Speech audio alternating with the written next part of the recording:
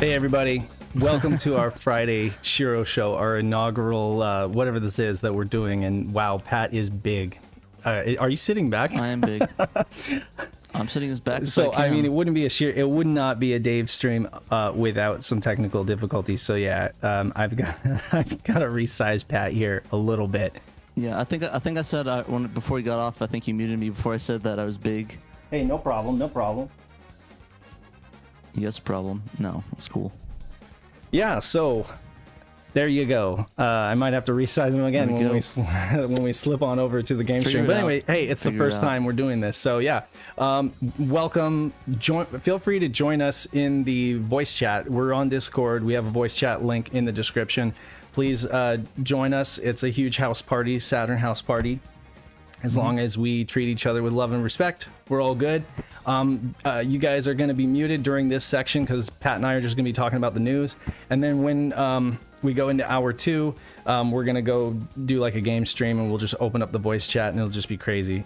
So anyway, yeah, we decided to do a new format here where we try every week to talk about what's going on in the Saturn community just to keep everybody up to date.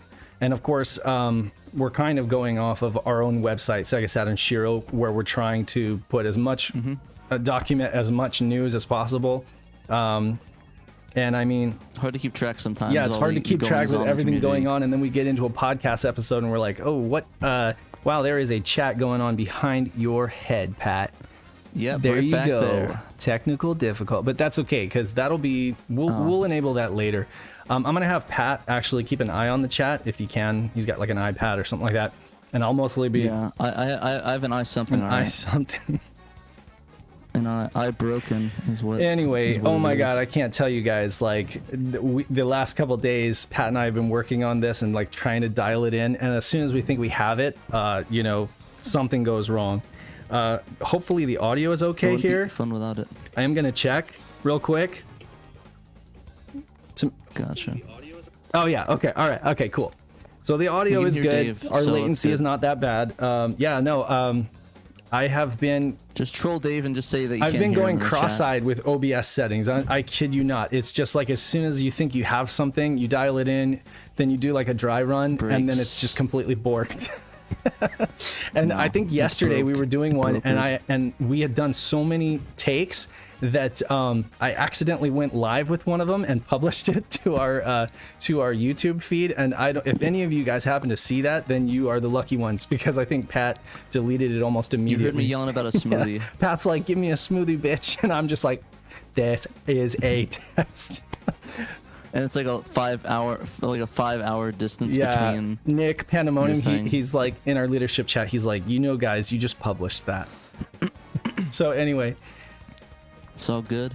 Deep breath. Okay, so yeah, I guess we will start backwards and then we'll just come up to like present day. So just to remind everybody, if you happen to miss the uplink panel with Tom Kalinske, check it out still.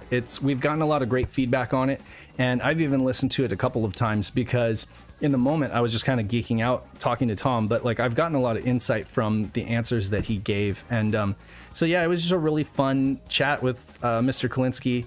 He's a very approachable guy. He was very gracious with his time, and I just want to make sure. Yeah, I'm kind of the same way. Like it's like when you're in the moment of it, it's like you're so overwhelmed with like, oh, something might go wrong, or you know, stuff happens. Yeah. And it's like you kind of miss what he's saying, and you just sort of give the answer, and you have to listen back to actually listen to what he said. Yeah, so. And I mean, it was a shame that, you know, some of the questions we asked we couldn't get answers to because, you know, not everything is his wheelhouse, like especially like the working designs thing. I figure Pat was like, we'll try, you know. Worst he can say is he doesn't know and he didn't know, but you know, hopefully we will get that question answered, or we'll be able to talk about it more at a later date. But question. Yeah, in the meantime, check it out if you haven't, and share it out. Share it with other people who might appreciate it. Peter Malik, who is our like resident editor-in-chief of the blog, and our I thought you were gonna say Resident Evil. He's our Resident Evil chief of our SHIRO blog and of the website, and he writes some amazing articles. But he also does little tidbits. He puts out a hashtag series called Best of Saturn, where he just like writes a little bit about a game and includes some screenshot It really is just more or less an opportunity for folks to chime in and say like what they think about the game. And Tri-Rush Deppy happens to be this interesting situation where it's a completely in English side scroller that only came out in Japan. And when I say it's completely in English, I mean like I believe the game is completely in English.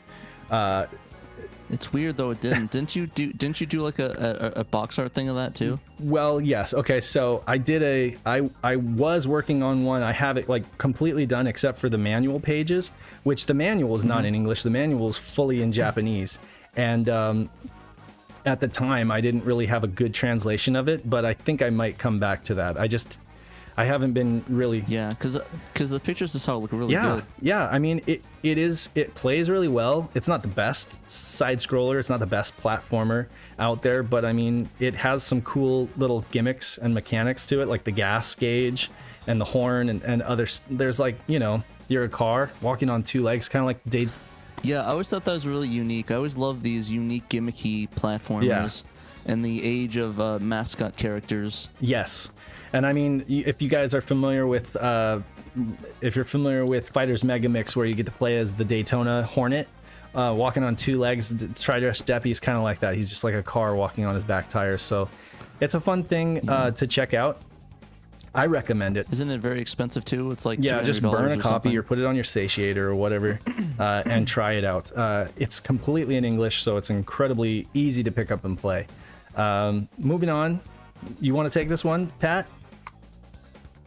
Yeah, so recently, it's I believe the guy's name is Nanash1, released an update to the Cotton 2 English patch.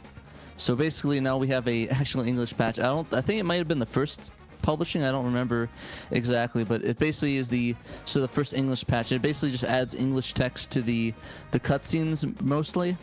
So I think it's really cool. I mean, it's a little tiny fix, but I mean it's a lot for a lot of people that just want to hear the story, you know.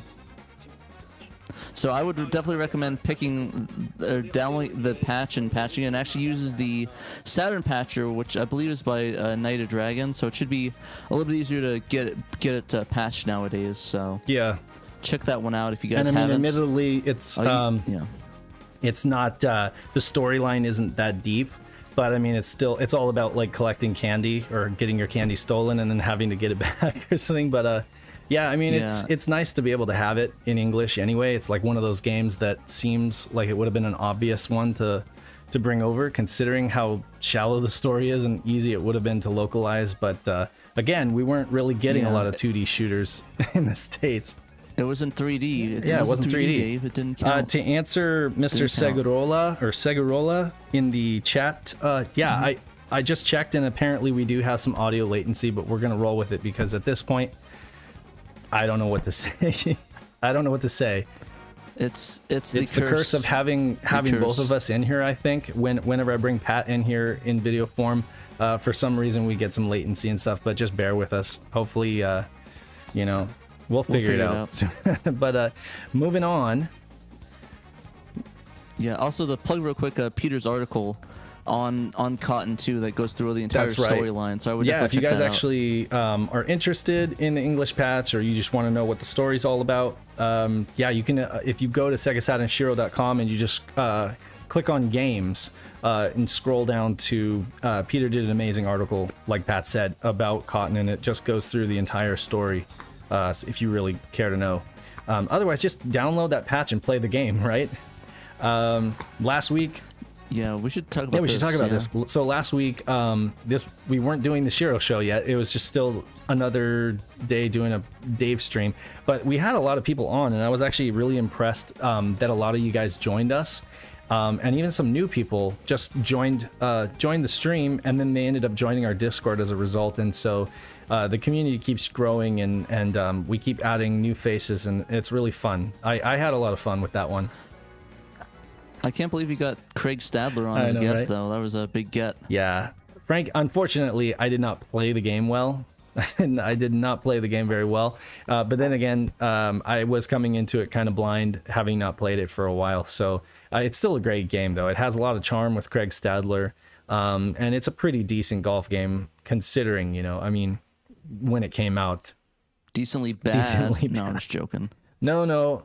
I recommend it. I definitely think it's one of those ones that was vastly improved due to the addition of Craig Stadler. Yeah, and do watch Pandemonium's review on that, because that's literally one of his best reviews. Yeah, if you guys haven't checked out Nick Pandemonium game reviews or Pandemonium reviews every US Saturn game, you guys really need to get on YouTube and do that. He is a member SHIRO, and he puts out some amazing little mini documentaries on the Saturn's game library, US game library. And next up is Peter's article on Saturn link up play, or the Tyson cable, or the battle cable, if you will. The cable that connects one Saturn to the other, if you want to be that is correct, literal. Like the LAN cable. Let's call it the LAN cable.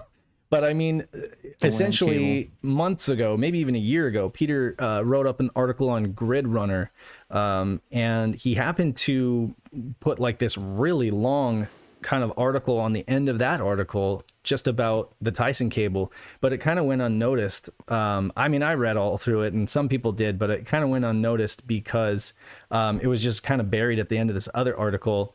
And I was like, Peter, people need to know about this. So he wrote up, I'll show you, he wrote up an insanely long article on the link cable. And like almost all the games that have it, pretty much. He talks about like where it comes from, you know, what it is, when it was released, the games that it was packaged with. You've got third-party accessories or third-party versions of the link cable. Games like Hyper 3D Tyson Battle Jibokers. Is it Gibokers or Jibokers by River Hillsaw? I think it's Jibokers. Okay.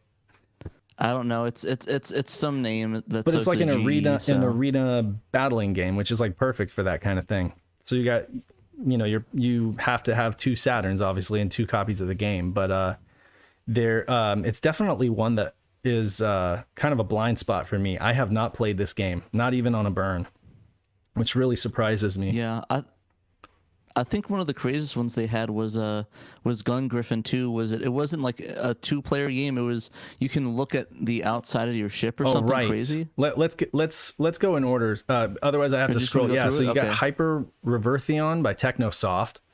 Awesome developer publisher, and that is like a fighting game, right? Two-player fighting game. And it is 3D. And it's got this cool like Bumblebee or, you know, Hornet character. It's got some really cool character designs. I feel like I have like a burned copy of this, and I have played it before, but I've never done the Tyson cable with it. So that would be amazing.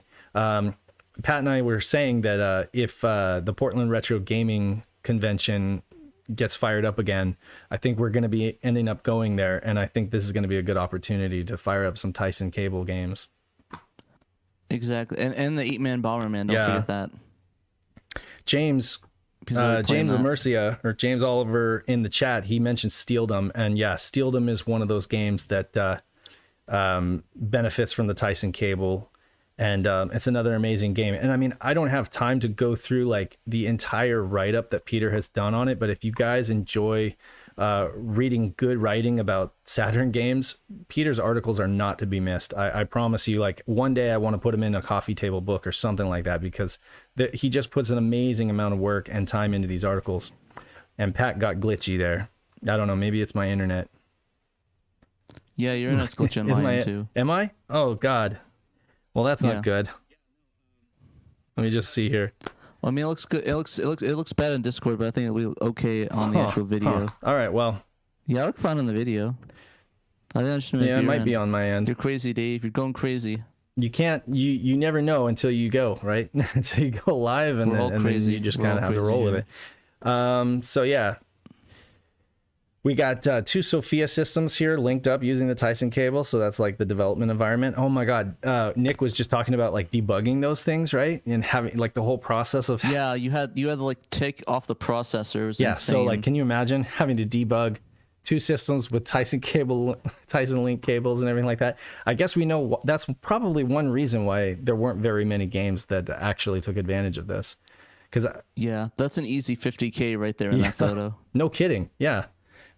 And that's not a resale. That's like new. 50 to 100K almost right there. That right there. Yeah. So anyway, moving on to Daytona USA Circuit Edition, not Championship Circuit Edition, but the Japanese only exclusive Circuit Edition, took advantage of the Tyson link cable. There's the wait for Challenger screen. So if you got the classic link in the arcades. So there's a drive at night mode that Peter featured, you know, the different daytime modes of the game. That's one to check out if you like it. I know that they did tune that game a little bit more than the Championship Circuit Edition, so it was like even further tuned as far as how the cars handle. And I think most people say that if you're into that game, that's probably the version to get. Correct me if I'm wrong. The game to get. Although it's not Netlink. You know, like the Netlink version is more like the US version, but just with Netlink added in. Whereas this has the Tyson feature, but the cars are a little bit more tuned. Moving on, Doom. It's Doom. Doom on Saturn is not great by any means, but if you have 2 copies of Doom, you can play this little cool co-op mode where your buddy is like in front of you. I don't know if there's friendly fire, but if that was Pat, I don't know. I would do that. Yeah, that'd be shooting him in the back. And so, you got Doom, Tyson cable play, and then this is what were you talking about, Pat? About Gun Griffin 2? Yeah, that it's like it's a weird thing where you don't have 2 different, you have 2 different camera angles of your ship. So like you can have one of you actually playing it, then one of the outside, like a camera mode. It's really weird. The way that was so. In other words, one monitor just basically displays. It's just there for like. Is it even something that you would look over at as like a reference, or is it just something to show off to a crowd?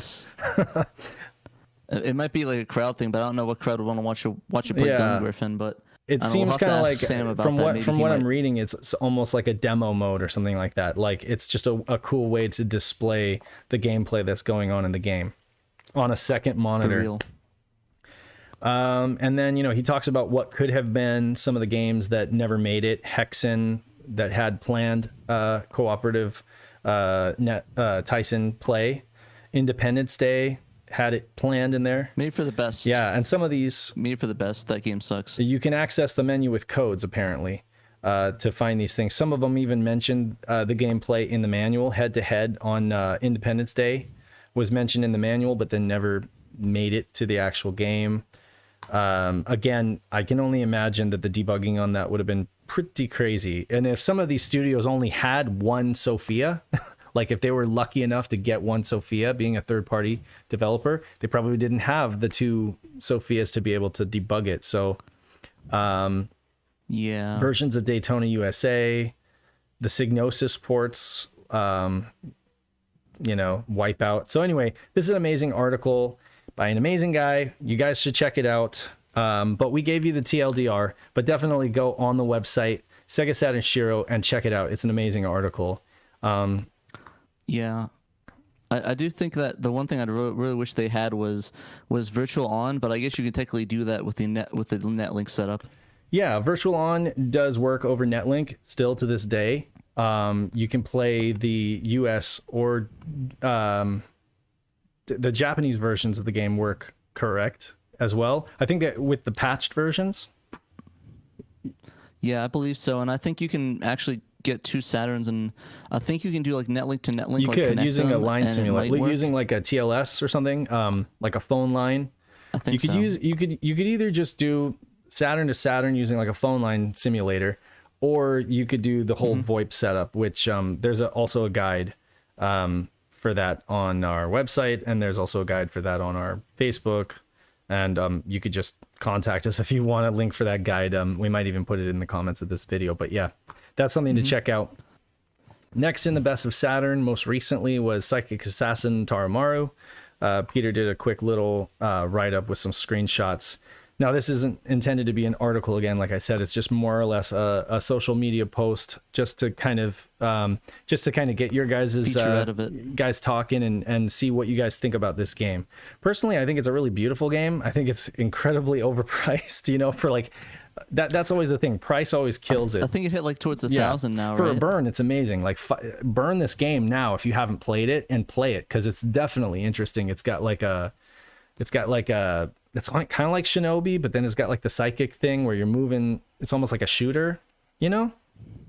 Yeah, it's really fun. We did a Let's Play of it on the. I don't know if it's still I'm there, sure it but is. I don't think we did upload it to YouTube. But we did a Psychic Assassin Toromaru. I know Chaz did one, and I think we did one on the Facebook, but I don't think we uploaded it. But we'll figure it out. Maybe we'll do another one. Well, sooner basically, than later, I mean, I would say that it kind of plays like if you take that recent stream you did of what was it? The game that doesn't have light gun support. What was that? Oh, Crypt Killer. Sorry if that came over my mic. Yeah, but Crypt Killer. So example, like in a light gun game where you don't have light gun support, you're basically moving the reticle. And so in this game, it's like a platformer, kind of like Shinobi, side-scrolling platformer where you're moving a reticle and firing on things, almost like Rez or almost like a shooter like that. So it's kind of a genre mashup. It's really hard to describe. I'm not sure how folks would describe this game. So I guess it's got some shooter. I'm surprised how well it worked though in practice. Yeah, you'd think some of the bosses are really crazy. You think it'd be shit, yeah. Some of those bosses are really hard. Yeah, but what are you gonna do? You're gonna burn this game because you're definitely, unless you're like super serious about dropping like $1,000, you know, $500 to $1,000 on a single Saturn game.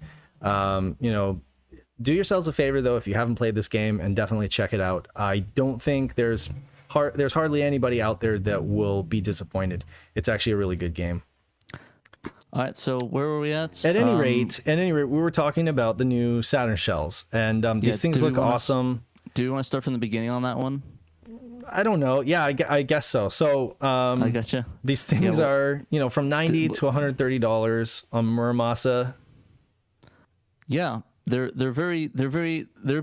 pretty expensive in some aspects, but if you think about it, to get a whole new Saturn, get the replacement case, find a dead one, scour eBay, it kind of evens itself out. And you can get like really nice ones like the Resident Evil ones that look really cool looking. And I don't know which color I'm going to go with. Are you more of a red guy or a blue guy with that?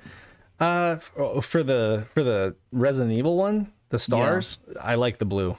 But then again, if I get a Saturn case, I really would love to do some like two-tone thing. I actually saw some guy online he got the blue and then he used the gray Saturn bottom. So it was it was like opaque gray on the bottom and then translucent blue on top. And I thought that looked amazing. And it was an image on Twitter and I can't find it now. Maybe one of you guys have seen it. But yeah, I was looking for it for this article and I couldn't track it down. So, but yeah, that seemed like an awesome idea to do the two-tone thing because they already have like the two-tone on the buttons here and on the cartridge slots. So I thought that would be cool. Do a tritone. You could do tritone. You could get really crazy with these things, but my knee hurts. But yeah, you should not. So what are your thoughts? Are you going to buy one of these? And if you are, when are you going to do that? Part of me kind of wants to. I kind of want to play it by ear though. I don't know, like, because I'm getting my Saturn recapped pretty soon. Yeah. But I would like to get like a shell, maybe one of the Resident Evil ones if I do it. Yeah. But I don't know. I'm like stuck between red and blue. I don't know. They both look good. Yeah. For different aspects. I'll have to like flip a coin or something.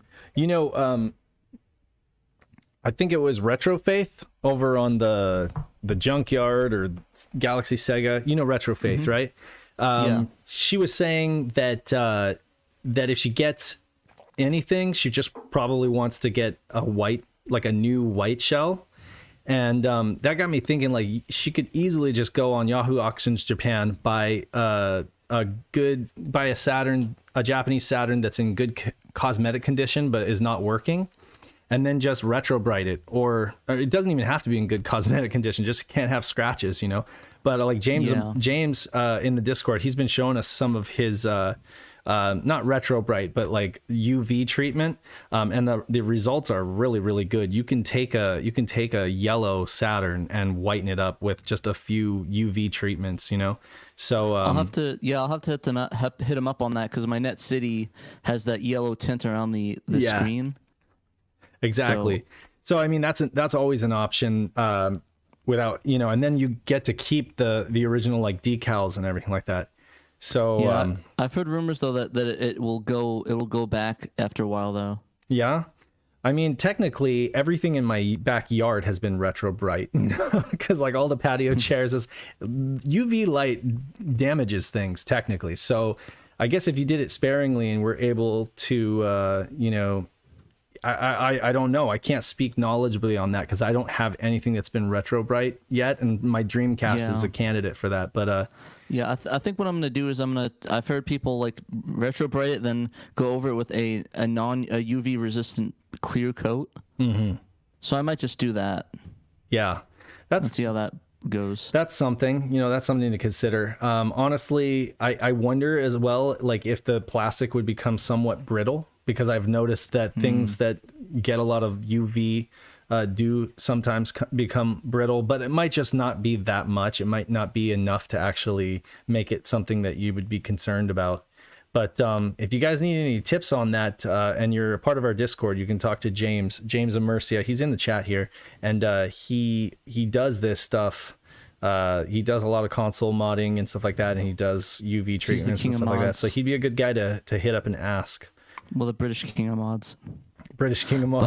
And then most recently, what were you gonna say before I move on? I was gonna say I really wish they had the oval button Saturns as well. It only looks like it's the circle button master race going on this website. Sure. And maybe that's just because it's a simpler. It probably has something to do with the fact that with the oval buttons, the actual reset switch or power switch, a lot of them are different.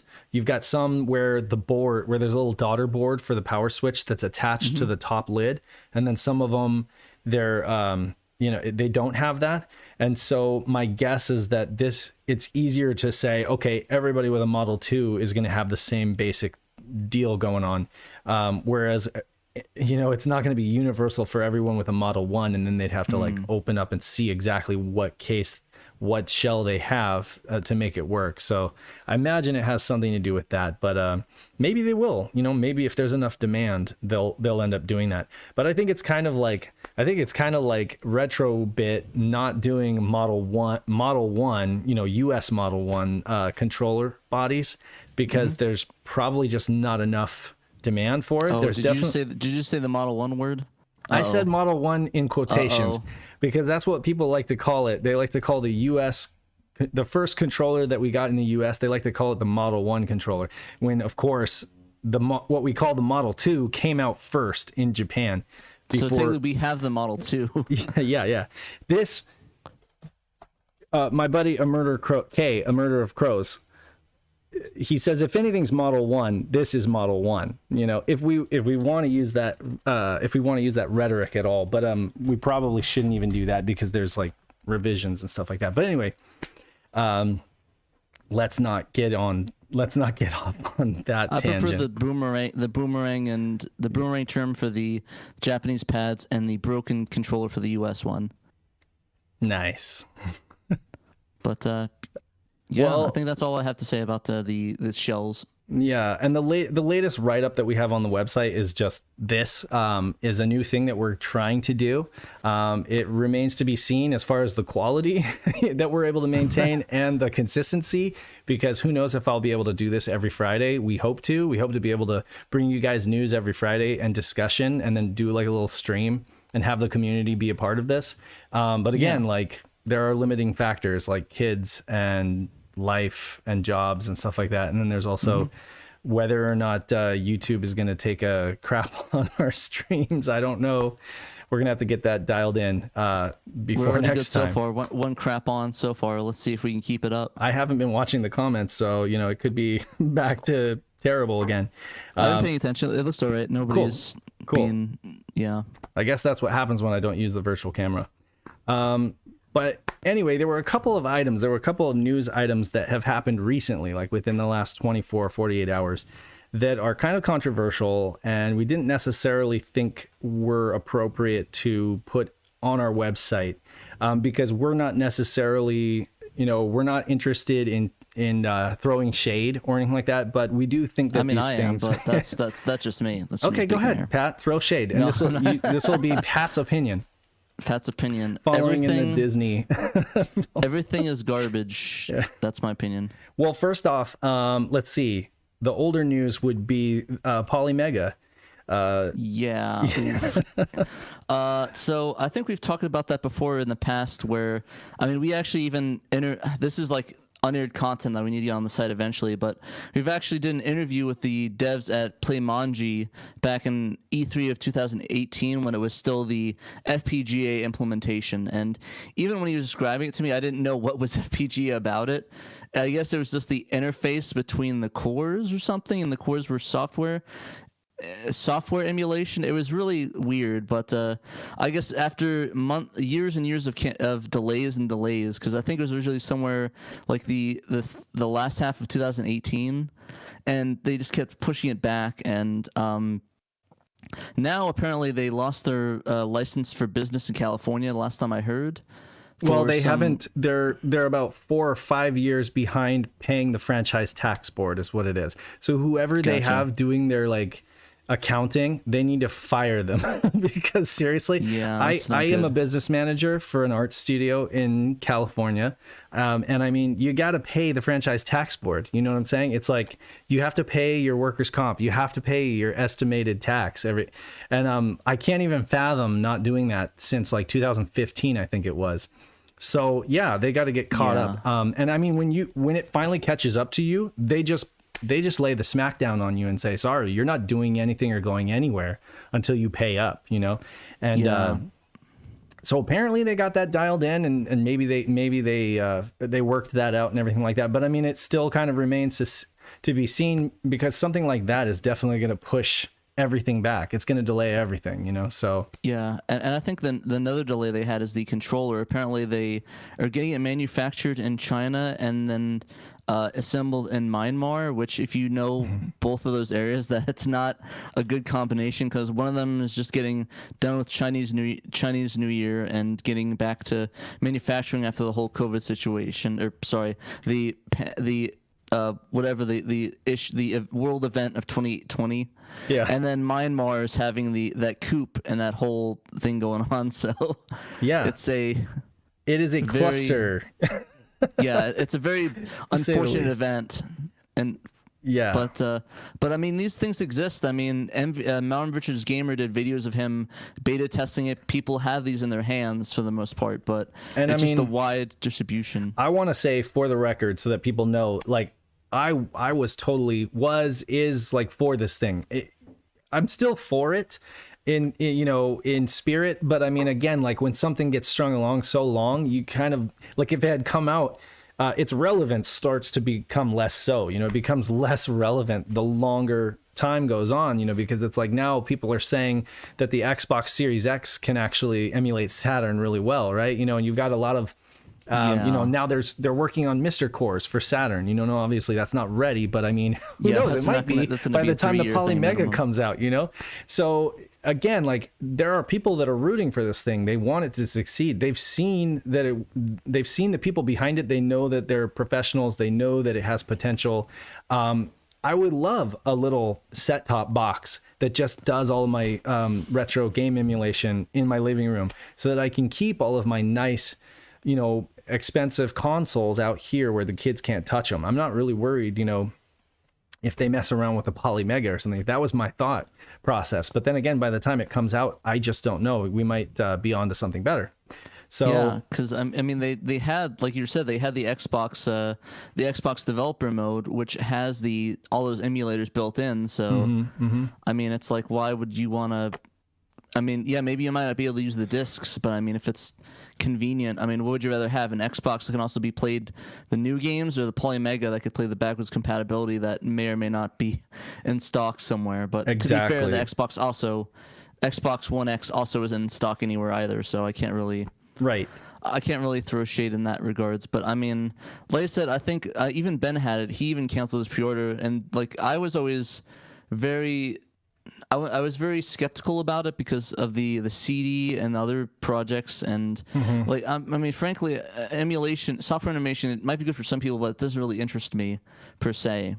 Sure, I'm more the hardware, but it's just different ways to play, and I'm not judging people based off of that. Have you happened to watch within the last, I don't know, 24, 48 hours? Have you happened to watch the analog what was it, Analog Frontiers documentary that I did actually. Did you watch that? I mean, like, Artemio really Verbena, he explained, and I've heard him explain this on a podcast before, that like software emulation can be incredibly good. It can be just as accurate, depending on the power that you have driving behind it, so, and I mean, MAME is software emulation, and it's an excellent resource for documenting how these things work. So there's really nothing wrong with software emulation. I know that you specifically are not a huge fan, and that's fine. Everyone can like what they like, Yeah.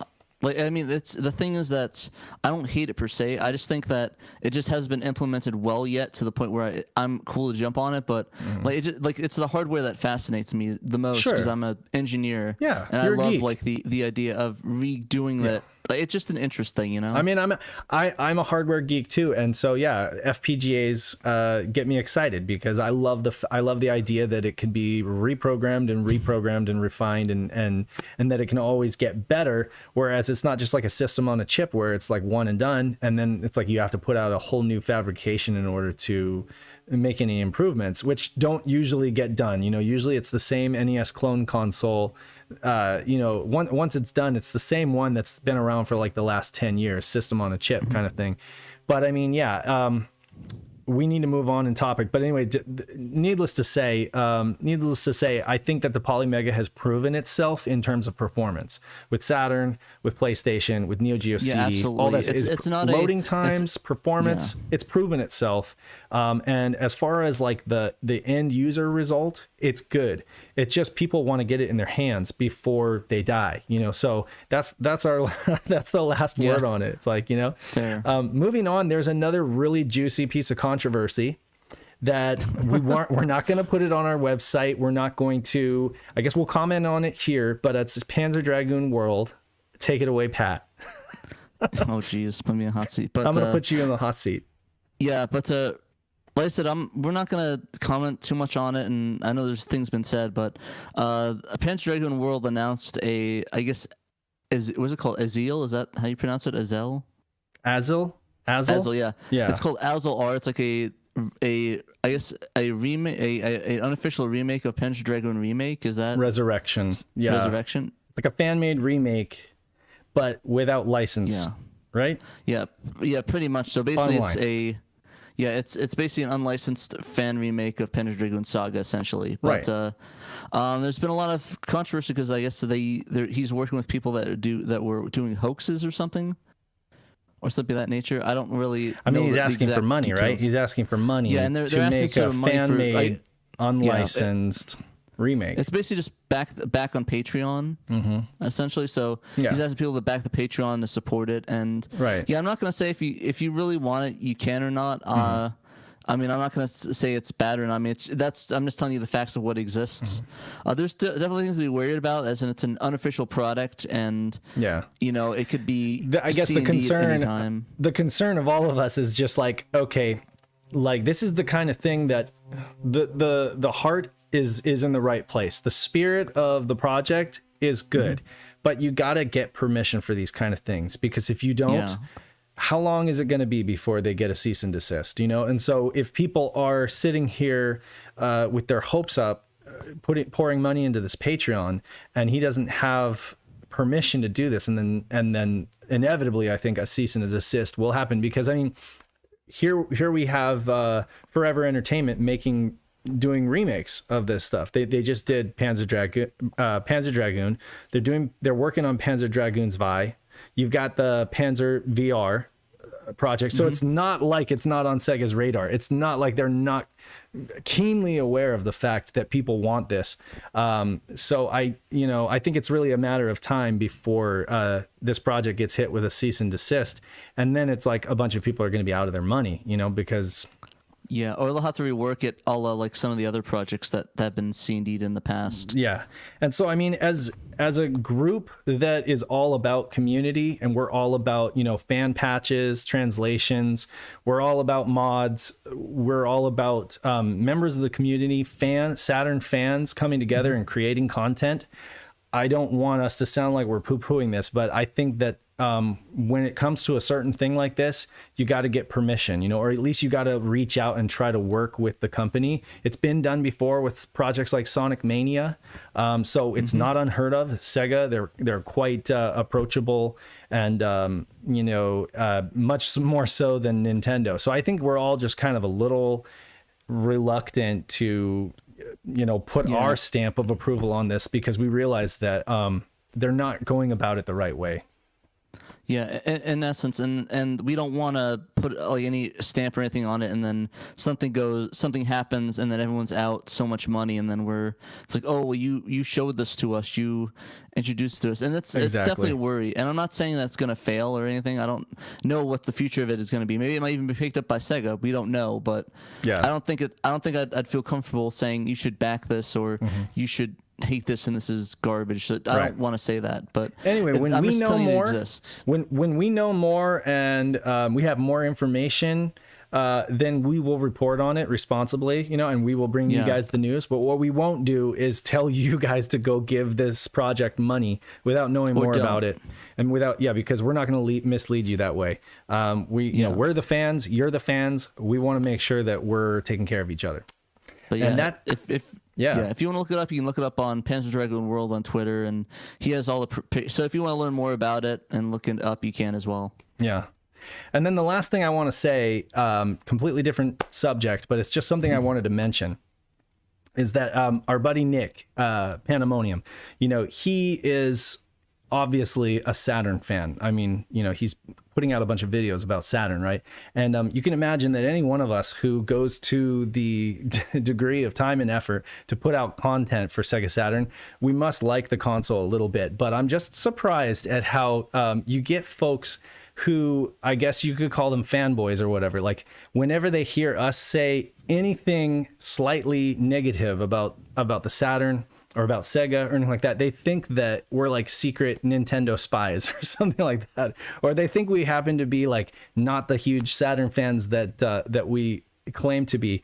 But what folks have to understand is that we're not only are we pragmatic, but we've done a lot of research, and at some point you have to accept the flaws in things. You know, you have to understand that with all the good comes some bad, you know. And of course Sega's mistakes have been many, and never more so with the Saturn, you know. So it's like, yes, we love it. Yes, a lot of those flaws are part of what gives it character and makes its history what it has been. But I mean, if you ever hear us say anything that sounds negative or sounds like we're admitting that the Saturn has faults, it's not because we're not huge Saturn fans. It's because we're realistic. Yeah, and it's the facts. I mean, you can't really change perfect. Facts. Nothing is perfect. The execution of some things has been near flawless. PlayStation 1 did a very good job.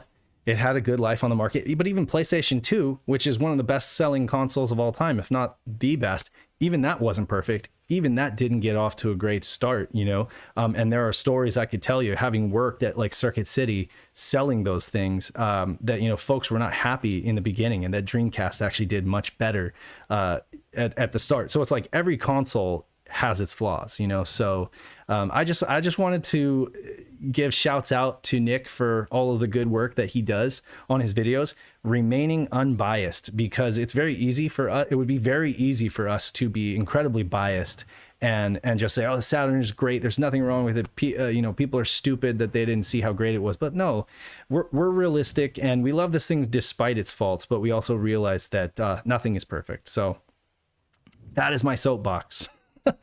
That's Dave's soapbox. That's his opinions, not mine. So don't be a super fanboy. Don't just love something blindly and fail to see, you know, the entire picture. You can love something despite its flaws, you know. Yeah, just like Dave. He has a lot of flaws, but I still like him a lot. Yeah, what the hell are you still doing here, right? How have I managed to keep you around? Anyway, no. I don't know. I should have been gone like years ago, but I'm the best part about this show actually is that I get to do this with you, because Pat is the OG SHIRO. I mean, if we're being honest, I guess you could say he's employee number 0, because he came to me and was like, we should do this, you know. So the zero stands for that I'm useless. So well, that's what Steve Jobs said. Double meaning. Steve Jobs was like, if Wozniak was employee number 1, then Jobs was number 0. You know? Yeah. He insisted on being employee number 0. So yeah, Pat is number 0, the hero, and he came to me and said we should do this. SHIRO, the podcast and everything like that. So I'm just happy that I can be shooting the proverbial shit with you on this show, regardless of the quality. So yeah, and thank you everybody for joining us, for all of the 22 people that are in this chat. Hey, 22, that's not bad. Dang. Yeah. So we're going to we'll head on over to the game stream and fire up some Last Gladiators. Okay. Yep.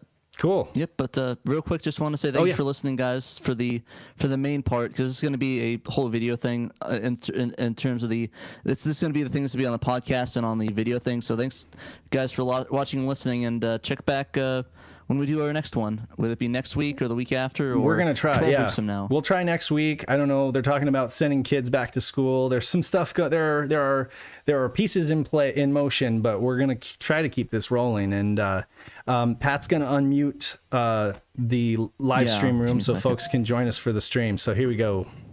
I'm gonna go unmute that right now. Just let's see. Don't mind me as a voice. Speak. Okay, so everyone should be able to speak now. So if you want to unmute, you can. If you can't, let me know. So what are we playing this week? This week we are playing Last Gladiators Digital Pinball. This is the US version. I actually have this on the Satiator, and I have both versions. So there are 3. There's a Japanese version, there's the American version, or the US version, and then there's also a V.97 or whatever. There was basically like a remake that kind of fine-tuned the controls and made it more similar to, I guess you could say, the Necronomicon. So I went ahead and put that on the Satiator as well, so that we can kind of see how that plays. But for anyone who doesn't know, which I imagine that's quite a few of you, we're going to be covering pinball games soon on the SHIRO podcast. I didn't know that. You didn't know that? No, I didn't know that. Were you doing pinball? No, I'm joking. We're doing pinball? Yeah, no, we are going to be covering pinball games. I think this was Peter's idea, and it was a great idea, because there is actually quite a few good pinball games on the Saturn.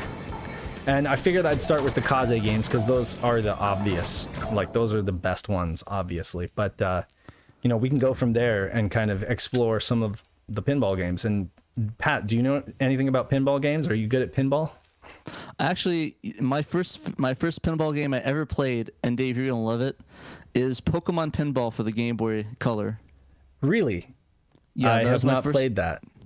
It's really fun. It probably has one of my favorite soundtracks of any Game Boy game. It's so good. It's a really fun game. I must have played that game to death. I got like all the Pokemon, the different levels. It's a lot of fun. I recommend people play that if they haven't. Nice. Yeah, I love Pokemon. I love pinball. Again, there's like, you could probably tell me so much about like Game Boy Color games or Pokemon games that I don't know about, because you know how you're always finding out about new Saturn games? Well, there's a lot of blind spots for me when it comes to like handheld systems before the DS. Like, I'm a huge DS nerd, but anything before, like the Game Boy Color, everybody talks about what an excellent 32-bit handheld system it was, and like I really was like, I sold my Game Boy, and I didn't get a Game Boy Advance when it came out because I was already like in high school and just kind of moved on from the whole like handheld systems, and now I feel like I missed out and I need to get one of those consolizers, those GBA consolizers, because I want to experience some of these games. Yeah, sorry about that. My dog was just going crazy. Do you have a Game Boy player on your GameCube? I do, actually. It's on. Actually, no. Technically, it's on one of them. I have a GameCube in the living room. That's the Spice GameCube. That has my GB loader in it. Or sorry, it has the GC loader inside of it. And I have my one right here in the living room. That's also, I guess I took it off because it's not on there as well. So that's weird. Yeah. But I actually been playing a lot of the Game Boy Color stuff on Mister, really. Really? Because they have cores for that. So I've just been doing that for now. Cool. But yeah, actually, fun fact about Pokemon, you know there's actually a Pokemon game on a SEGA system? No, what one is that? Pokemon on Sega? Yeah, it's official too. It's Pokemon Advanced on the Sega Pico. Oh, okay. I was like racking my brain, like I can't think of a Pokemon game on a. Yeah, no, you're right. Sega Pico. Yeah, because it was like a learning platform, and that would have made sense. That's crazy. A Nintendo property. Of course, at that time, was it still just Game Freak? The thing is that I think they license it out. They license it out. Somebody asked for the Discord link. It's in the description box for the chat, so you should be able to hit it on the description. Well, I'm going to get into some gameplay for this, even though I can't promise anyone. Like most of my streams, it's kind of going to be a blind stream where I have not had any time to warm up at this. We've been dealing too much with technical difficulty TIs with the stream that I haven't really had time to prep for this. So this will be interesting. This menu. Cameron was saying Pokemon Pinball is made by HAL Lab. Oh, it's made by HAL, really? Cool. Yeah, I did not know that, huh? So here are all, you got Gladiators, Knight of the Roses, Dragon Showdown, Warlock. Which table would you like me to play? Knight of the Roses, of course. Knight of the Roses. Okay, so should we get into options real quick though and see? I'm really, I don't know if it looks flickery on the stream, but this is a interlaced menu. So I am getting a tiny little bit of Bob deinterlacing on my CRT that I can see. I do notice it, yeah. It's bobbing back and forth to me too. Oh, is it? Okay. Yeah, but there you go. The menus, that way. The menus are interlaced. I don't know if the actual gameplay is though. It might be just to show more detail on the board or on the tables. So you can change your color bar. What's that? I can put up a color bar if I want to. Yeah, just for the hell of it. I did not know that was in there. And you can change between 1 and 2 players, so that's cool. All right, so Necronomicon has an awesome soundtrack by John Petrucci. But this has an awesome soundtrack as well. Like it has a lot of cool, like very much Dream Theater-esque guitar, and it's very okay. So I'm gonna do Knight of the Roses. I have no idea what I'm getting myself into. I actually have a long box copy of this game, and I think it's ironic that I'm playing it on the Satiator, even though I own a boxed copy of this game. But yeah, so there's your little attract mode. Yeah, on the chat's like, I'm waiting for a Black Knight 2000 1-up machine or alternate brand affordable at home, 3/4 scale. And that's actually a good point. I wonder why 1-up Games hasn't done like some pinball machine of some sort. Oh, okay, it's this. All right, here goes. So it's kind of interesting. Is there any pinball machine that you'd ever want physically, Dave? Yes, probably Back to the Future. Did you play that ever, or is it just the machine that you just always wanted? Yeah, it's one of the ones that I've played. I mean, there are a few really great pinball machines, but that was one of the ones at the skating rink that I used to play. Yeah, I'm trying to think what else. I'm pretty sure there was a Star Wars pinball machine that was really awesome. And being I remember back in the day at Knights of Columbus that I went to for my grandfather's. They had a Tarzan pinball game I played all the time. I would love to get one of those again, but they're probably unobtainium. Unobtainium. I like that you can kind of like shake the machine. Oh. I wonder, does that affect anything? Well, it times you out. I like shook the machine too much. Yeah, if you hit the bumpers, the right and left bumpers. Yeah. Somebody was saying Gabriel was saying that he can see the flicker, right? 45-second shield, start lit round, light death watch. Death watch lit, okay. This round, destroy the castle? Is it? Oh, okay. Oh, wow, that went right down the middle. So, yeah, the game does run in interlaced mode, and because I am capturing this using an XRGB2, it does use Bob deinterlacing to deinterlace. So you're probably going to see some of that in the stream, and unfortunately I can't help it. But I mean, on a CRT though, like I have this hooked up to a Mitsubishi. I'm sorry, correction, I have this hooked up to an NEC at the moment, but it looks good here. Especially at this viewing distance. Not as razor sharp as like a 240p image, but still good enough. Much better than. It looks quite good from what I see. Quite good, yeah. But that's one of those things that bugs me. That's one of the things with the bugs. Oh god. Spilled water like all over the place. Is this gonna go on stream fails? This is gonna totally go on stream fails. Oh dear. Let me see. Hold on a second. Yeah. Do you want to clean that up and I can No. It's I am in a garage, and it went down onto the concrete floor. So I'm not even gonna pay it any mind. I'm just gonna keep on. Let the California sun keep on rocking. It's just it's just gonna have to be what it is. Dried up. Yeah, but I think another pinball game I really want to get is I played this this Beatles pinball machine. I think it was by Stern. I can't remember exactly, but it was at ZapCon a couple years ago. They had that machine. It was a lot of fun, and it's kind of funny because I actually played it that year, and then I went back to Jersey for the summer, and I went to an arcade, and they actually had the same machine there. So that was really funny. It was like, hey, I remember this machine. So yeah, that's another one I love because I love the Beatles. Like, I'm a huge Beatles fanatic. Like, it's to the point where I am crazy enough that I have all their mono and stereo records on vinyl. It's that big of an obsession. I love the Beatles too. Hey, we agree on... Actually, we share a lot of the same musical taste.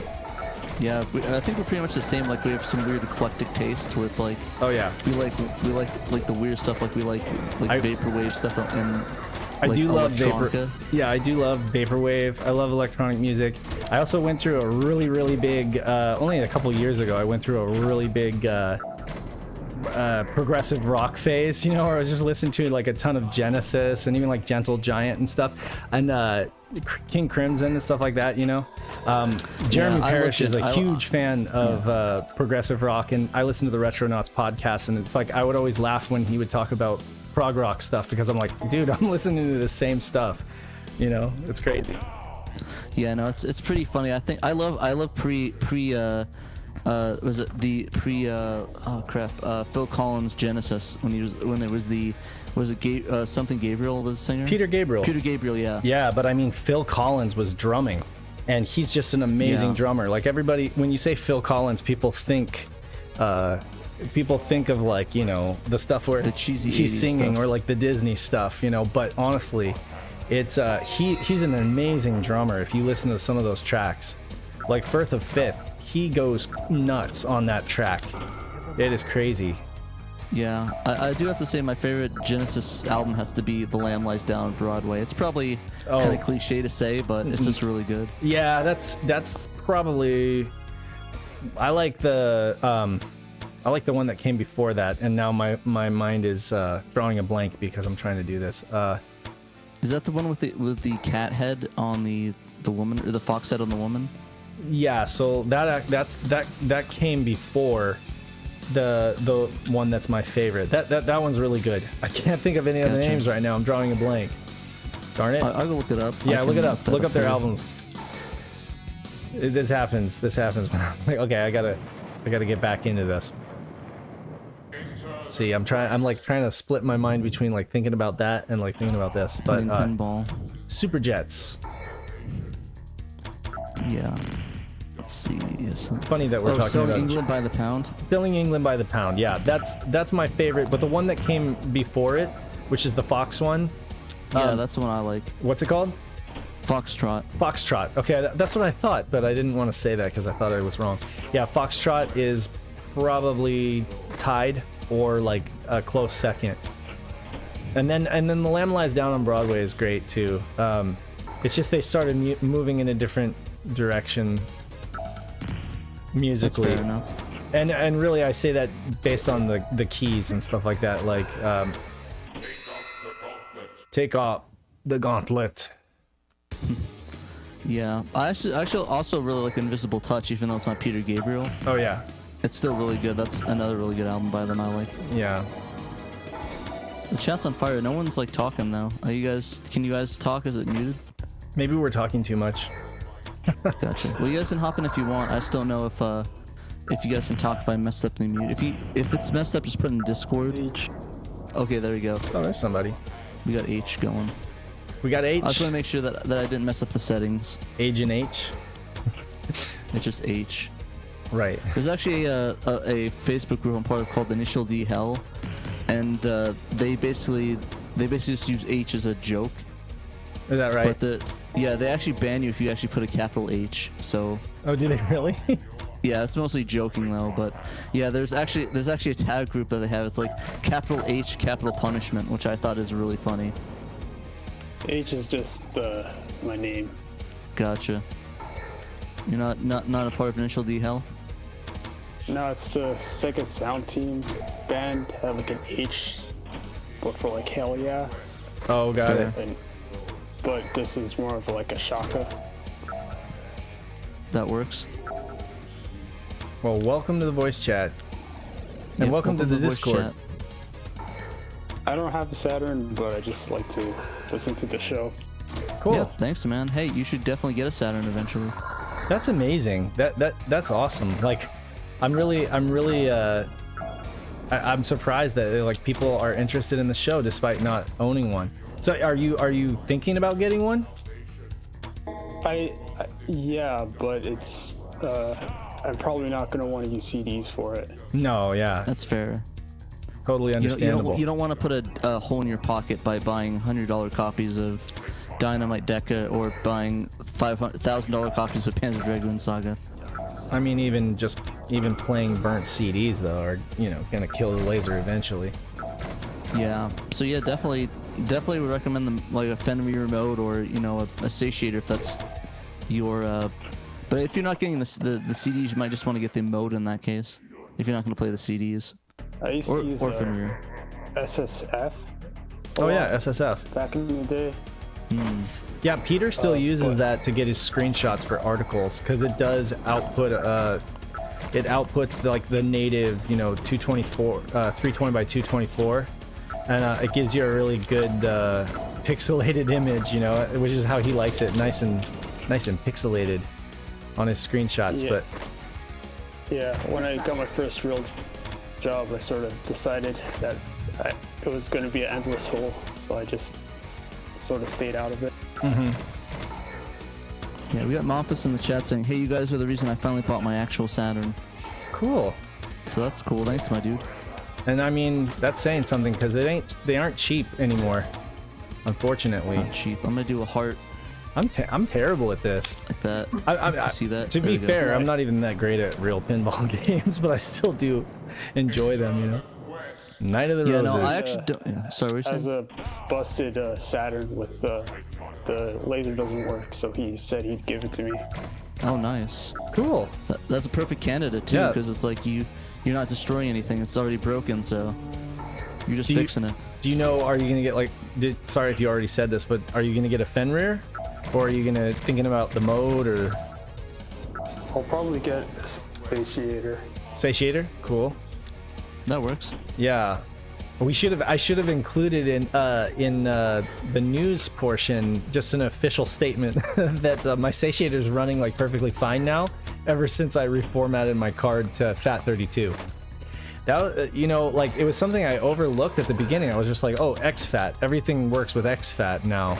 And I mean, it says on the website that he made it compatible. But originally he was telling everybody that they should just format FAT32, and I didn't see that warning. And as soon as I did, like all my problems went away. It seems to work totally fine now. So Yeah, I'm a I don't happy know why camper. I having issues with that. I've used an exFAT this whole time, and I you think the haven't- only issue I ran into was Castlevania having that audio skip issue. Really, you haven't had any problems, and you've been exFAT? What size Yep. of card? It's like 500 plus, I think. Huh. I have Kay's doing my drive, right? Kay. I'm waiting for a Murder of Crows to send me a drive with all the Saturn dumps on it. So in the meantime, I'm just using like a little 32 gigabyte Samsung card, like a brand new 32 gigabyte Samsung card, just to do these like quick little streams. I'll just toss a game on there. And like I was having so much problems with exFAT. And I mean, with that small of a card, I wouldn't think that I would have any problems, but I was, so... Yeah. All I can say is FAT32 works fine, and the limitation of 4 gigabytes isn't a problem because I don't think there isn't a single Saturn game that is anywhere You can close to actually that. get a program that could format it for the full gigabytes of fat. Right. Exactly. You can get the GUI formatter or whatever. The That's what I do for Rich Corp Soft. Yeah. But yeah, So just do that. you can get a large card that way. Format the whole thing FAT32, and Large and in charge. yeah, and I'm saying like the images that you throw on there aren't ever going to be a problem because none of them exceed that limit, you know.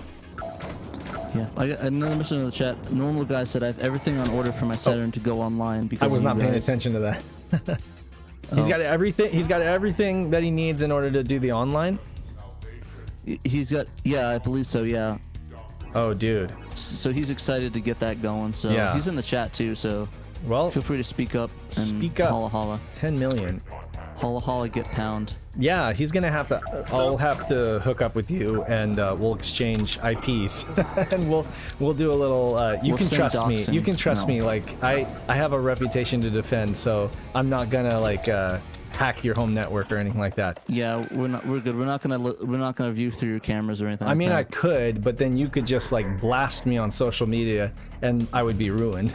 So, Or send or post your IP on 4chan and just give you your massive DDoS. yeah, he'd be like, DDoS.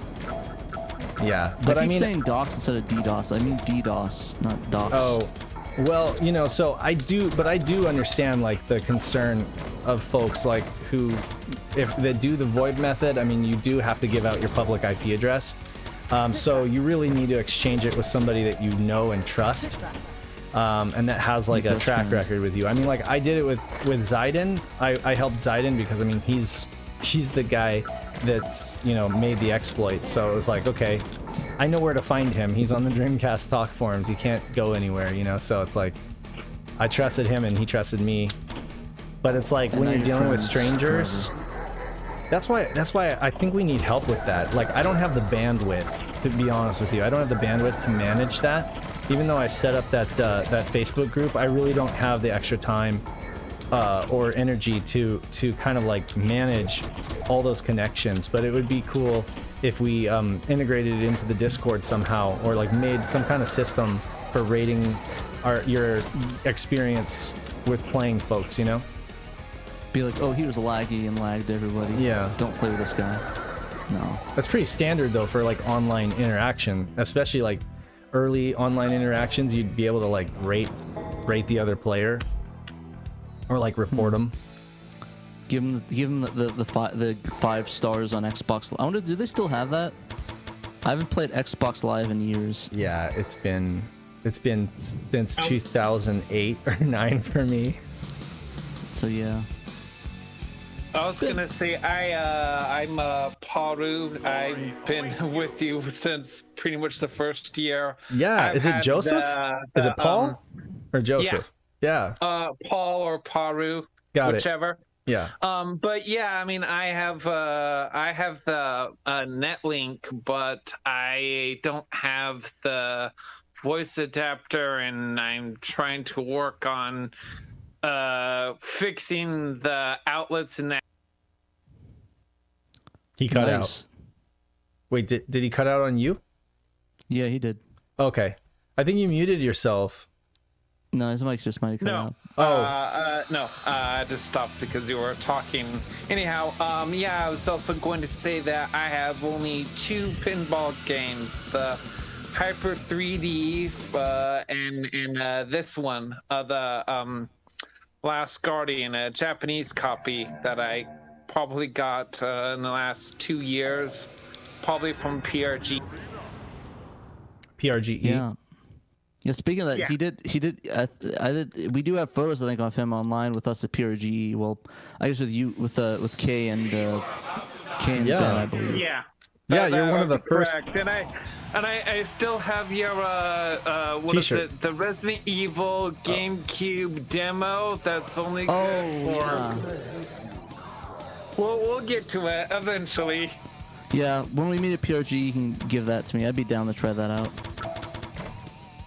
I'll like rip it and put it on my GameCube loader and be able to play some of that. That'd be cool.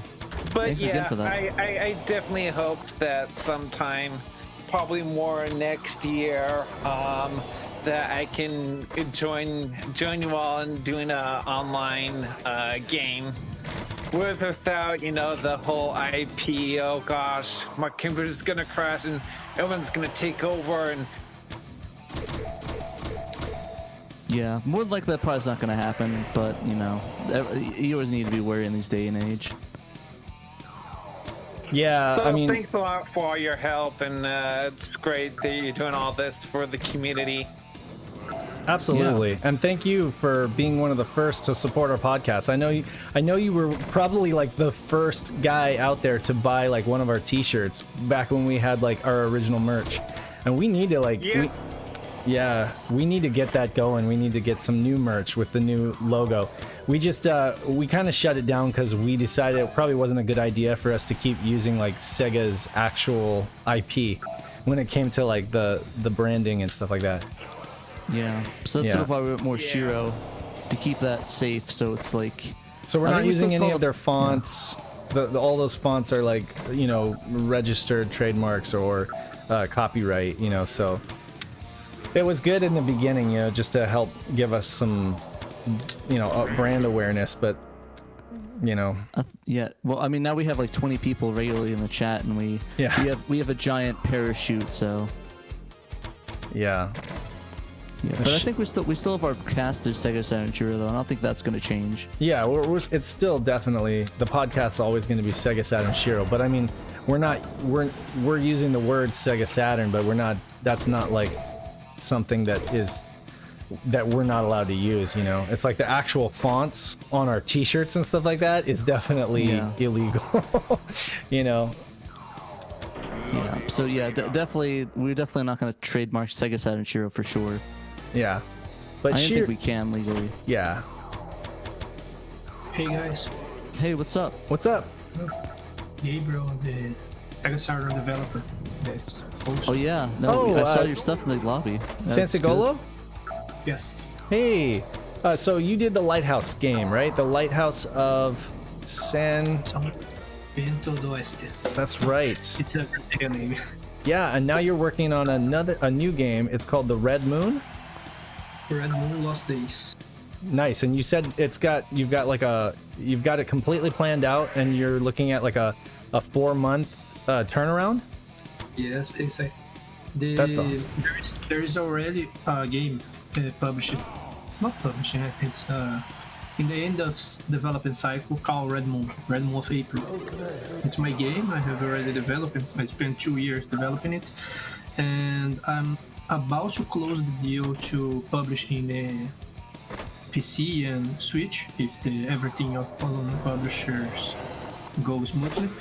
And I find myself in the middle of this time making a SEGA Saturn game. I love it. SEGA Saturn is my favorite console. So I decided to, why not make a spin-off kind of standalone project for the Saturn. And that's where Lost Days was born. That's awesome. Nice. I'm really excited. I really like the first days and the Lighthouse one. I'm definitely excited to check this one out though. Yeah, with that, the Lighthouse, with the Red Moon, and even Chris Mingle, maybe by next year we'll have like a bunch of new visual novels. Man, I love visual novels. Please, developers, make more visual novels because they're amazing. Speaking of, I need to. There is a game on the Saturn. It's a Japanese game that now I forget the title. It starts with an E. It's like a 4-letter word, and it is to teach Japanese speakers how to speak English. You know what I'm talking about? It's like anime. I've never heard of that. Oh man, we gotta stream it. We gotta stream it like. Sorry? Emmet. Ah, that's it. Yes. You gotta look that up, Pat. It's like right up your alley.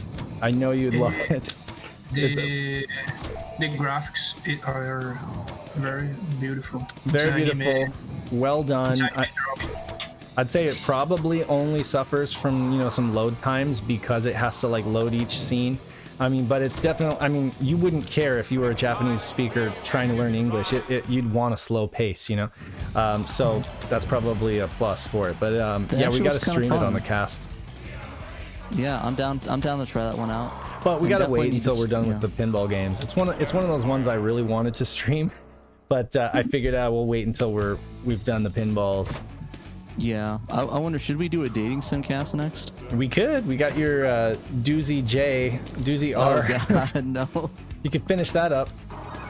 Oh But geez. Yeah, but I no, probably like should. maybe. So you think maybe your Red Moon will be ready for next year's competition, the homebrew? Of course. The lighthouse could be sent to this year. I have already finished that before the time, but I forgot the schedule. I know about the competition. I saved it on my bookmark Google, but I forgot in the meantime, and then I didn't send it. Yeah, that's a bummer. I did see that you got there late. You got it there late, and I'm sorry to hear that. Hey, maybe, I mean, if you have that and Red Moon by next year, you'll have 2 entries, right? My goal is to make as much SEGA Saturn games as possible. Well, that's great. I can't believe that. I mean, I guess I can believe, because I knew that eventually people would come around to it once we had better tools to work with. But I figure it's like Dreamcast has just been getting so much development love over the past decade, and I'm just so happy to see Saturn finally getting some attention. For real. It's rare that things go backwards like that. Months ago, I made an interview with a Sega passionate admirator on Facebook, and he thought to say something I've been thinking to. In the last 3 years, Sega Saturn have received so many new games. Yep. Made translations, homebrews, and re-releases, just like the Castlevania with 4 megabytes room card. It's so much new stuff. You guys heard almost all of it. It's really not fair. Like the Jenny was getting some homebrew, and the Dreamcast always gets homebrew, and now the Saturn finally gets it. Yeah. I don't want to. I mean, that's gonna sound cocky, but I think the pushing of like us and places like the Junkyard and just the people pushing more Saturn stuff and the broader online community like Metal Jesus and everyone else. I think with that, it's been accelerating that interest in the Saturn. Sega Lord X. Yeah, Sega Lord X as well. I can't forget him. I mean, he's a huge Saturn fan, so. These projects are making the Sakura Wars project has already been in development for a long time. I think the spotlight from the Sega Saturn community just highlights all these projects that have been in development for so long time. Yeah, exactly. For sure. I remember they had to merge it at one point because like there was so many issues there because the PC merged into the Saturn release because of just issues here and there. So I know it's been a work in progress. I'm finally glad we got this translation for that. I've been talking with this guy who goes by Miss Celan in the Discord. I think his name is Walfredo Abidjan. He's from Spain, and he's a professional game developer. Like he has a couple like professional titles under his belt. A Switch title, I think a PlayStation 3 or 4, no, PlayStation 4 title. And he's working on this game called Noah and the Puhoodlies. I don't know if you happen to see some footage of it, but it was a game that he worked on for PlayStation, and then he ended up porting it over to Saturn, because he really loves the Saturn as well. And sorry? It's awesome. Yeah. To see it's insane. And I mean, what really is exciting is just like the design chops. Like the game design is very solid. A lot of the mechanics that he put in there, even though it's still in a really early stage, you can just tell that it's going to be amazing when it's finished. And I'm sure it's not going to be finished anytime soon because it doesn't put any food on the table for him. It's just purely a hobby, where he has actually projects that are making money, for him. So he doesn't work on it often, but I'm very much excited to see where that goes, Yeah. I also have a couple. Sorry, I have a couple questions in the chat, real quick. Yeah, for sure. A couple. So I guess the first one's the shout by Sentinel NBA Live Bolton. Yo guys, first time seeing you guys. I catch you guys on Castbox all the time. Just got done playing Quake on the Saturn before work. Yeah, welcome to the stream. It's great to have you on. Yeah. And I need to play that one. I need to play Quake. I played it on PC. I just never did the Saturn version. Quake is good on Saturn. It really is. It's a little dark. It runs a little dark, and I have to like boost the gamma. But I mean, I guess that game is dark anyway, you know. But yeah, I love Quake on Saturn. Yeah, and then I also have a question. Stuart Stapleton asks, Pat, what is your favorite visual novel? Oh, that one's hard. I know mine. Snatcher? It's not a Saturn. Is it Snatcher? Nope. Oh, do you consider Snatcher a visual novel? Yeah, it counts. It's in the genre. Okay. Okay, then Snatcher is my favorite. Yeah, I have to say Police Knots or Snatcher for me. I thought Police Knots was more like an adventure game. Like an action adventure game because it's got the light gun stuff and everything. I guess. And it's that weird position. I consider it a visual novel though. Okay. It's definitely part in the genre. There's a discussion too on the Sakura Wars if it is a visual novel or is it just a tactical RPG. Yeah, that's another one is because it has elements of all three, so it's... Yes. The dating sim is a big part of the game, almost all of it. And it's literally the main theme of visual novels. And the gameplay fluid like a visual novel.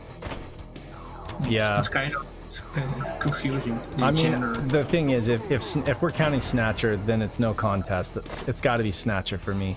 And I mean, Police Knots by extension, but... What would it be if it wasn't Snatcher, if it wasn't Snatcher, it's literally a game that anybody can just go out right now and download for free online. It's called Digital, A Love Story. And it's about like 500K or so. It's like a really small download. And what it does is it simulates an Amiga workbench, you know? And it's basically a BBS simulator. Like it is a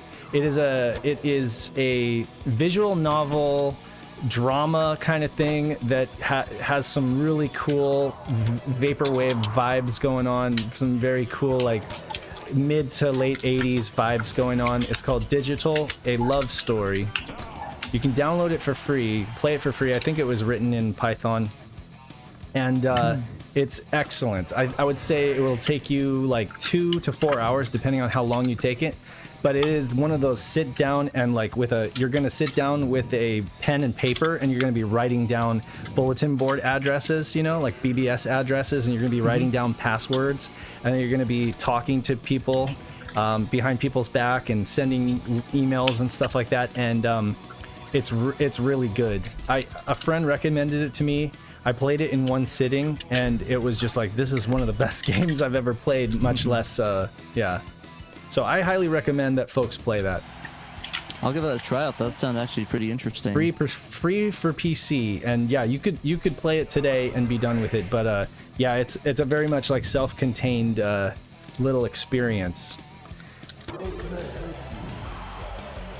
But yeah, but I mean, it's so different from Snatcher. Like, it's so different from Snatcher. But again, like, if any of you guys missed out on bulletin board services, where you would log into someone's computer, you know, like a personal PC from the late 80s, and you would, like, you know, poke around on these bulletin boards and download files and do stuff like that. Like, it's a really good little kind of snapshot at what, like, bulletin boards were like, you know, the old internet. There's like the ARPANET on there. There's like the old like university. You can like hack.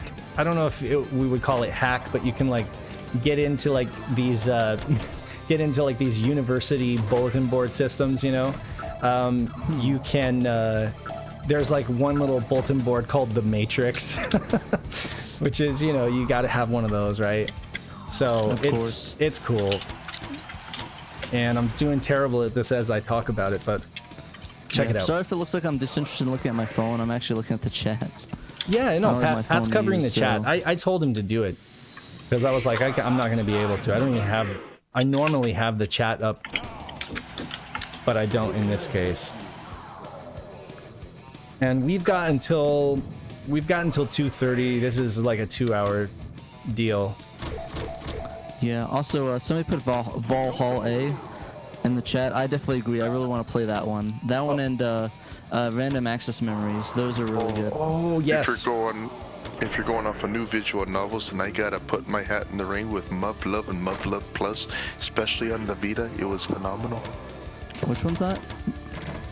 Muv Love and Muv Love Plus. You're a high school student, and when aliens invade, and it's a visual novel. And the first, I just butchered it all. I'm sorry. It's great, but I can't explain it. You said Random Access Memories? Pat? Yeah. Sorry, I'm. He's getting the list down so he can write on it. I'm trying to see, because obviously you type that in, you're gonna get a Daft Punk album. But I'm. It's like on the Saturn. Was it on Saturn? So not Saturn. I'm stupid. It's PC. Ignore me. Ignore my dumbness. Random Access Memory game PC. Who makes it? That's what I'm trying to figure out. Read-only memory? Wait, is it read-only memories? Sorry, that's it. Read-only memories. Read-only memories. That was like a cyberpunk deal, right? Yeah. And that was by Mid-Boss. Yeah, I think they did a Valhalla as well. I gotcha. Okay, I was like, where did I hear about that? Yeah, I have not played that. I got that mixed up with Daft Punk's album. Yeah, no kidding. When you said Random Access Memories, that's all I could think of. I was like, is there a game called? But I know exactly what you're talking about. We're up all night to get lucky. We're up all night. No. Extra ball. It's lit. We're lit. This chat is lit. Yeah, this chat is lit. It's lit AF. Except I keep. It's an amazing game. Oh, Muv Love. I thought you said something else. I thought you said. Love. Muff yeah, Love? I thought that's what he said. I thought he said Muff Love. Yeah, I thought he said Muff Love.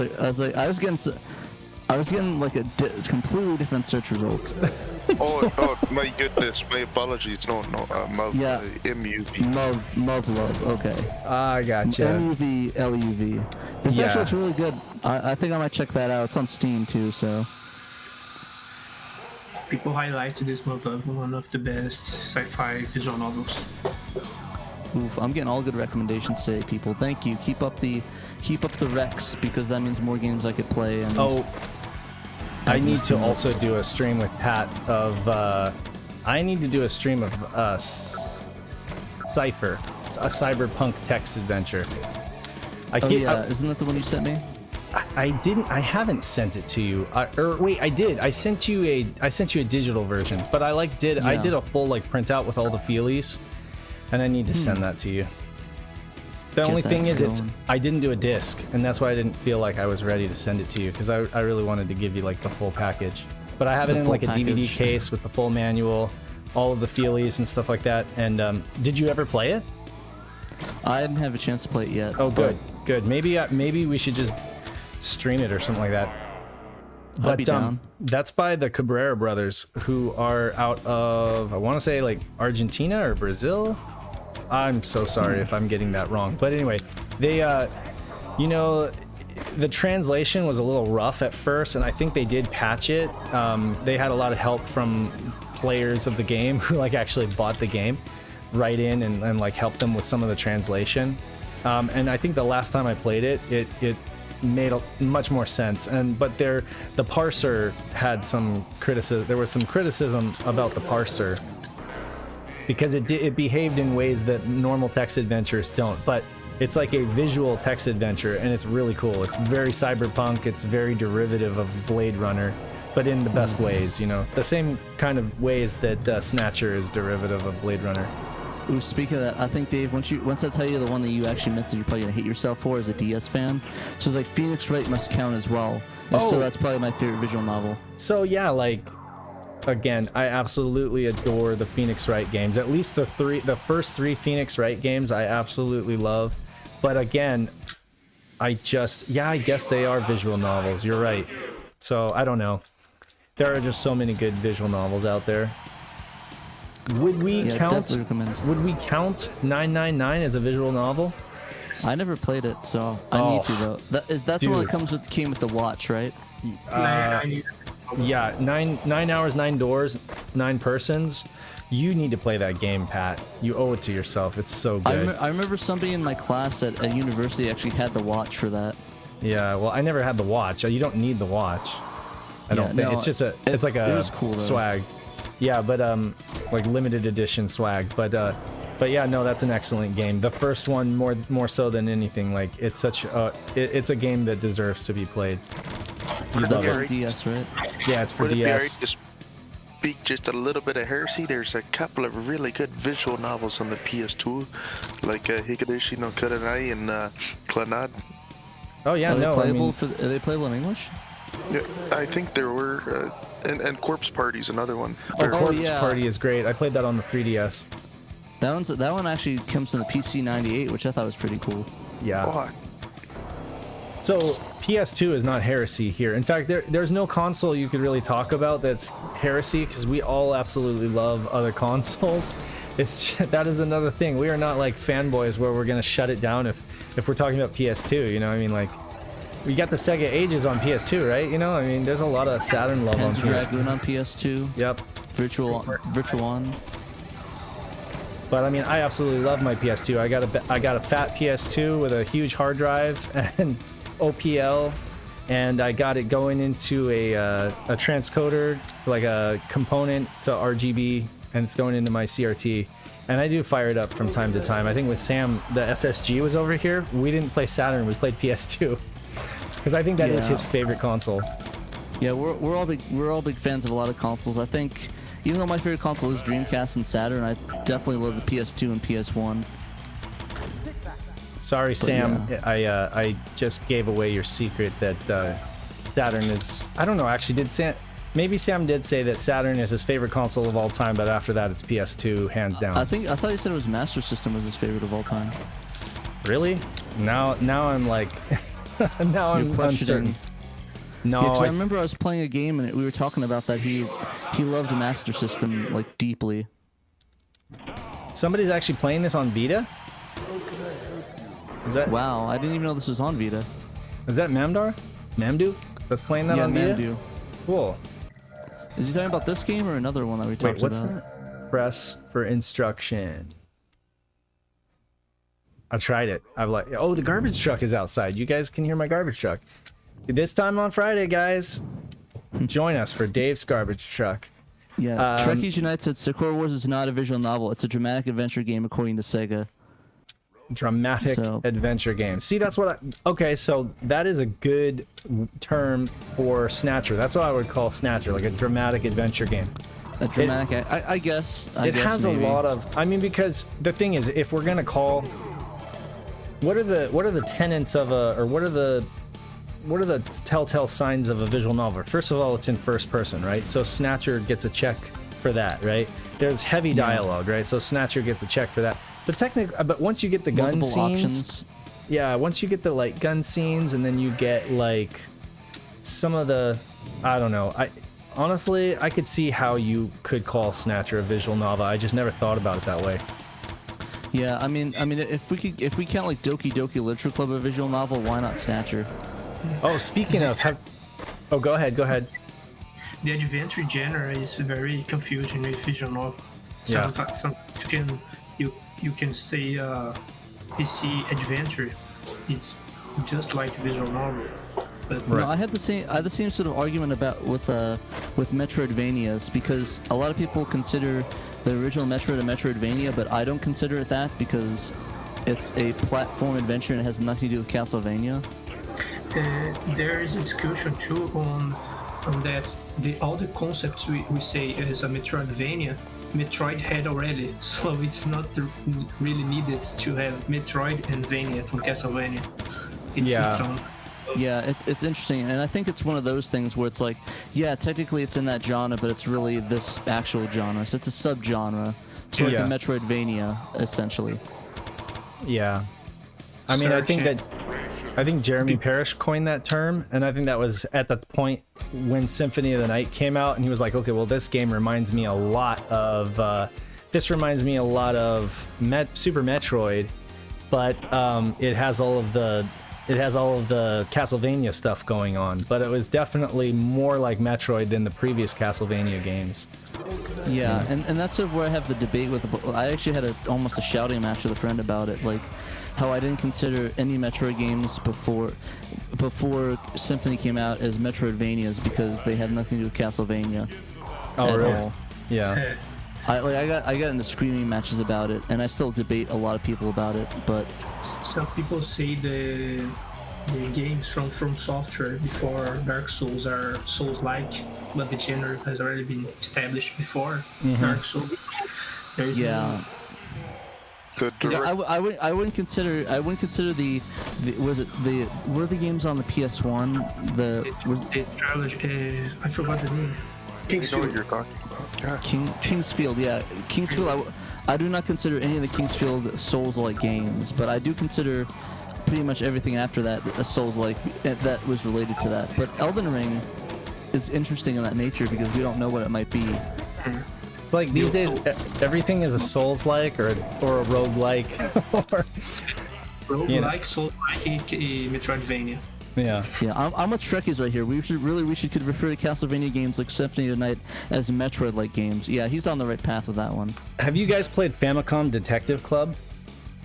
Ooh, I want to get that new one. Super that's coming out. Famicom Detective Club. That game is really awesome. There's no translation for it there. There is a fan translation, and because there is, there's absolutely no excuse not to play it. It's well, they're coming out great. the remake on Switch coming out in English as well. Well, that's funny because the one on Super Nintendo is a remake of the one on NES. So you got So a it's remake of a remake. of a remake. Yeah, we've only Yeah. got 20 more minutes, so I'm just winding down the gameplay so we can just chat a little bit. But yeah, That works. so many good visual. It's funny, we're not talking about pinball, we're talking about visual novels, but it's cool. Whatever and folks want to talk Metroidvanias. about. You're playing the best pinball game on the Saturn, in my opinion. Not even Necronomicon. Well, I never had it, so I'm cheating out. This is the only pinball game I played. on Yeah, Saturn. you know what? I'm gonna fire up real quick. I'm gonna fire up that Japanese. Yeah, but it's really interesting about the whole genre discussion. Also, what is this making of going on here? The what now? You didn't see that making of in the Gladiators? They had a bunch of film crews and Oh stuff. yeah. They showed like some video, and I think it is unlockable. I think there's more of that unlockable if you either win all of the tables or if you put in a code or something like that. But I didn't have time to show folks. No, so that's fair enough. This version, Digital Pinball Last Gladiators, it's there's two versions in Japan. The original, and then the original that was ported over to the US, and then there was another version that came out as a remake once they had put out Necronomicon, where they basically applied the fine-tuned controls. So that's what this is. I like how the titles were swapped. Yeah, exactly. Yeah, I think so. What was it? It made more sense. Digital Pinball first, but in America Yeah. we're like Last Gladiators, Digital Pinball. It's more eye-catching. Yeah. So Kaze, what other cool games did Kaze make? So this is V.9.7, and I don't know why the 9.7, but 97, baby. I don't Also, really have. Memphis is trolling me now. So should we count Zelda Ocarina of Time as a Metroid-like? Come on, Seriously though. don't be trolling in the chat. Right. So here, everything is almost identical, except for you do have like the info arrow on. Okay, you got the color bar, BGM, pretty much the same thing. The only difference with this version is that somehow the table controls are kind of fine-tuned. So I'll like play it for like 10 minutes, and then we gotta run the credits, and I gotta get back to the kids. And I have to get back to doing things. Doing things. Be productive. So for folks watching the stream, is the audio and video still good? Yeah. Okay, that's good. Oh my god. Yeah, like there's an immediate difference. This feels like it feels like when you play a game in 30 frames per second and then you play a game in like 60 frames per second, you know how it's just like immediately more fluid. This feels Yeah. faster, and like slicker. I don't know how to describe it. It looks faster and slicker. Was the other game in 30? I don't know that. You were supposed to look up the Wikipedia on this. I was? Oh crap. You were. Look up V97 and see like what it did, what it improved upon, because yeah, all of a sudden I can tell you guys there's as good as the last one was, and it was good. I should have been spending more time with this because this feels better. Although this might kick my ass more because I feel like the last one wasn't as challenging. I don't know. This extra ball is lit. Lit AF. We're hip kids. Yeah, I don't know about that. Trying to see history, Jack sequel.